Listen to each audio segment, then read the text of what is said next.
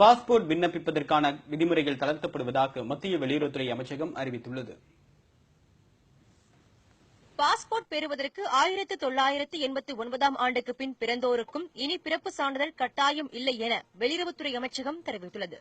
அதற்கு பதிலாக பிறந்த தேதி உள்ள பான் கார்டு, ஆதார் அட்டை, ஓட்டுநர் உரிமம், வாக்காளர் அடையாள அட்டை, காப்பீட்டு பத்திரம் ஆகியவற்றில் ஏதேனும் ஒன்றை வழங்கலாம் என அறிவிக்கப்பட்டுள்ளது.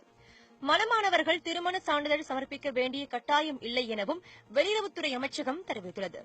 திருமணமாகி பிரிந்து வாழ்பவர்களும் விவாகரத்து பெற்றவர்களும் கணவர் அல்லது மனைவி பெயரை குறிப்பிட தேவையில்லை என்றும் வெளியுறவுத்துறை அமைச்சகம் கூறியுள்ளது.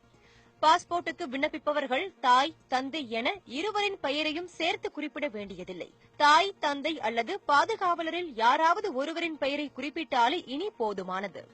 ஆதரவற்றவர்கள் எளிதாக பாஸ்போர்ட் பெறவும் விதி திருத்தப்பட்டுள்ளது. அதன்படி பிறப்புச் சான்றிதழ் இல்லாத அவர்கள் அதற்கு பதிலாக ஆதரவற்றோர் இல்லத்தில் இருந்து கடிதம் பெற்றுத்தர வேண்டும். தாய், தந்தையில் ஒருவர் தரும் ஆவணமே போதுமானது.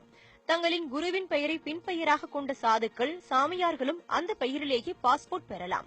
அந்த பெயரில் வாக்காளர் அடையாள அட்டை போன்ற ஏதேனும் ஒரு ஆவணம் இருந்தால் போதுமானதாகும்.